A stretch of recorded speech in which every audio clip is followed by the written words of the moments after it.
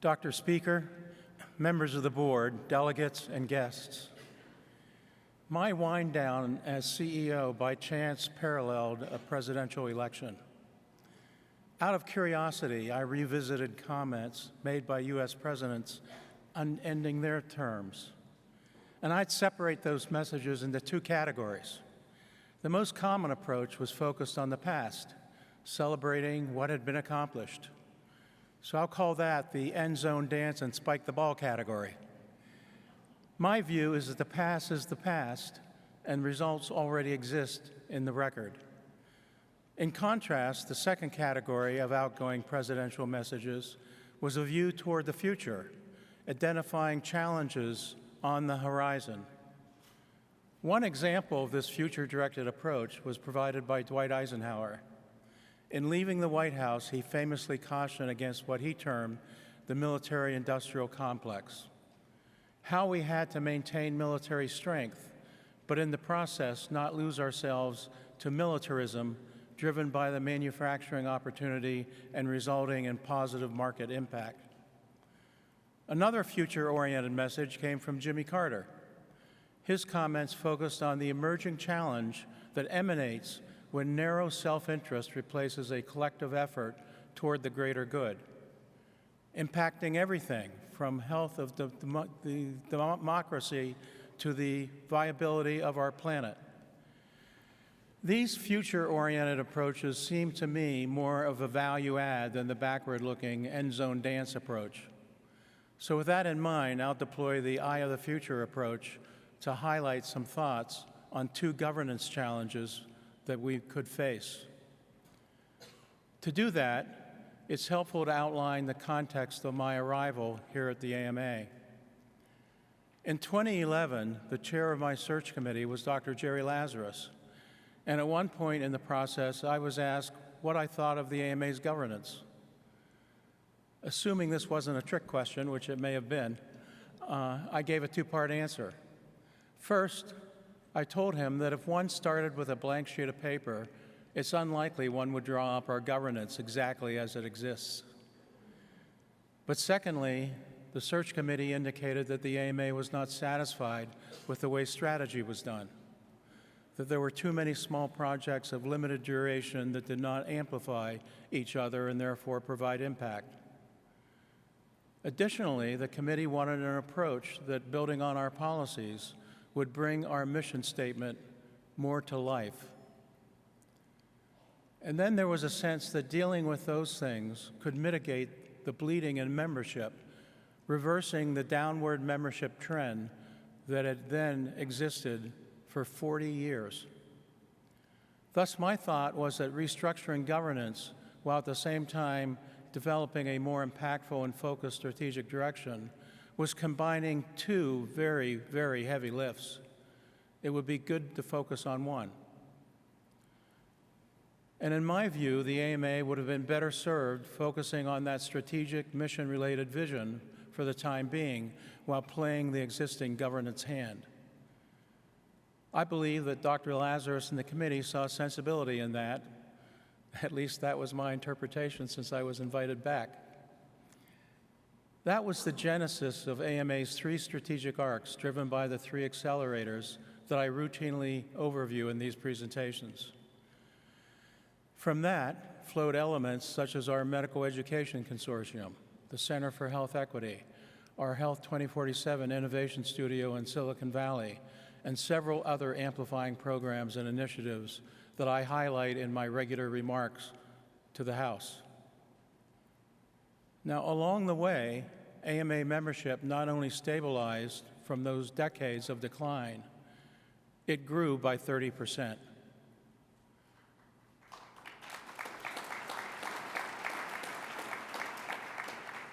With our mission-focused work now in place and having nearly 14 years perspective, I'd like to return to the governance question asked of me in 2011. Not only is the environment quite different now, but our own progress in the last 14 years has itself generated potential future challenges to our existing governance. The first challenge emanates from the size of the House of Delegates. In my first appearance in this House in 2011, there were just over 500 delegates. Today, there are over 700.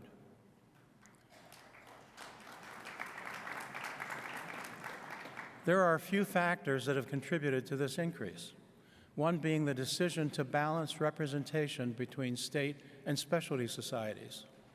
But another driver, accounting for nearly 40% of this increase in House size, is the consequence of membership growth.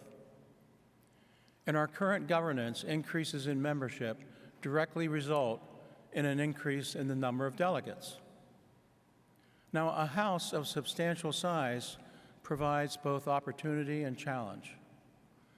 Opportunity in adding yet more diverse opinions, experiences, and contributions. On the other side of the coin, large deliberative bodies can be cumbersome and inefficient. So through what rational lens one examine the right size of this House? Are 700 delegates and growing? Is that a sufficient representation of our 1 million physicians? Or is the House becoming too large? Studies that analyze the size of representative bodies provide insights into such questions.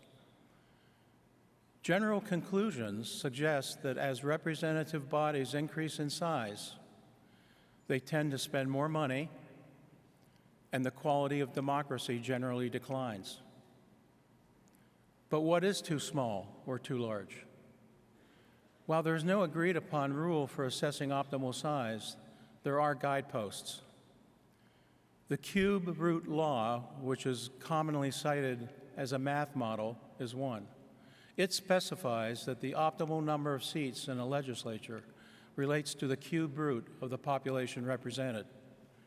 Since there are approximately 1 million physicians in the U.S., the cube root would suggest a House of only 100 delegates. Now, 100 seems way too small for our House, since, for example, nearly 200 societies are represented.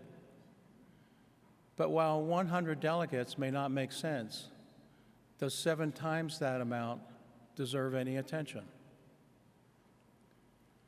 Our nation once tied the number of members in the U.S. House of Representatives to its population. Recognizing what this would eventually mean, given our nation's rapidly expanding population, Congress acted to cap the size of the House of Representatives to 435 members in the Reapportionment Act of 1929, before later adjusting for the statehoods of Alaska and Hawaii, and then once again readjusting back to 435. The U.S. House has undergone reapportionment multiple times, so it's contentious but doable. Perhaps another guidepost is the simple fact that the AMA House of Delegates is now significantly larger than a joint session of Congress representing 330 million Americans. The bottom line is that if we plan on continued growth in membership, but don't consider the downstream effects on the size of this House, we could eventually find our functionality challenged. If one emerging governance challenge is the size of this House, the second is the nature of representation within the House. An increasing number of physicians are employed. Roughly 42% of physicians were employed when I began in 2011, and now that number is above 50%. In the 1980s, 76% of physicians owned their own practices. By 2022, that number had fallen to 44%. Now, my sense is that there will always be a critical physician segment in private independent practice, perhaps shrinking, but this population will need to be supported, and indeed the need for support will be greater than it has ever been, as outlined by Dr. Scott. But with a growing number of physicians employed in groups, we must pay equal attention to these voices and those needs as well. In the AMA's first century, this House was dominated by independent physicians in general practice. Medical advances of the 20th century changed the practice of medicine, leading to greater specialization, hence the development of our diverse group of specialty societies. The governance of the AMA adapted to this change, and as I mentioned, took action to increase representation of specialty societies to bring them in balance with state societies. Now, in this century, we see a shift toward employed groups of physicians, and that leads to yet another profound change in the makeup of our physician community. In response, we have added new value propositions to attract more groups of employed physicians, and that's necessary to continue membership growth.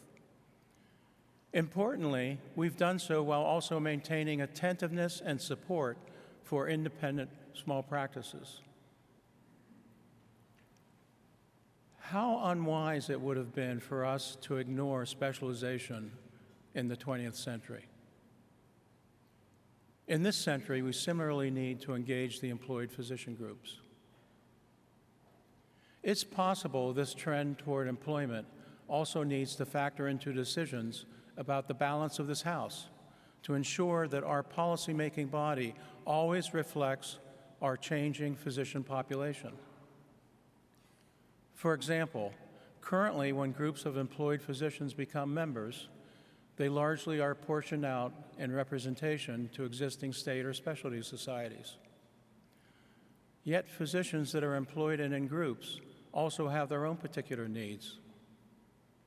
A step toward recognition of this fact was already taken with the creation of the Integrated Physician Practice Section, which provides a pathway to submit resolutions and thus influence policy. However, is this level of representation a sufficient voice for what is now greater than 50% of physicians?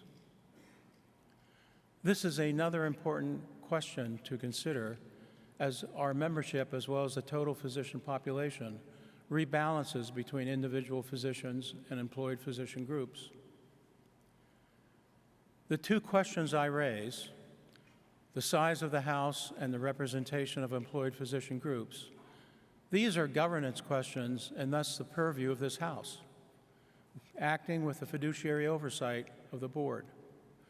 These are not questions that can be resolved by your management team.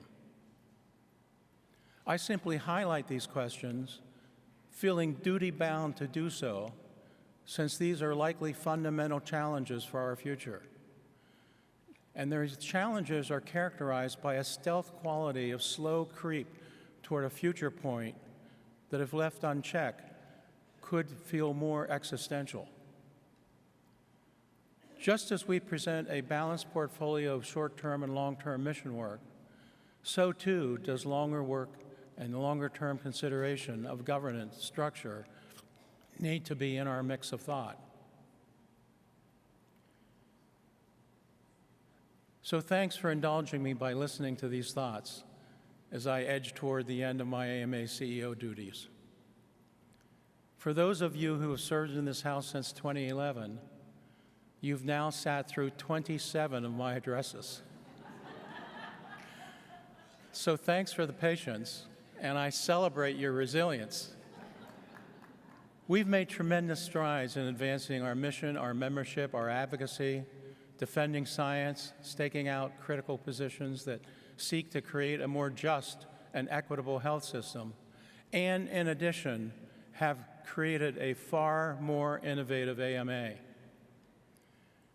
Doing so, we have shown by action that we promote the art and science of medicine and the betterment of public health.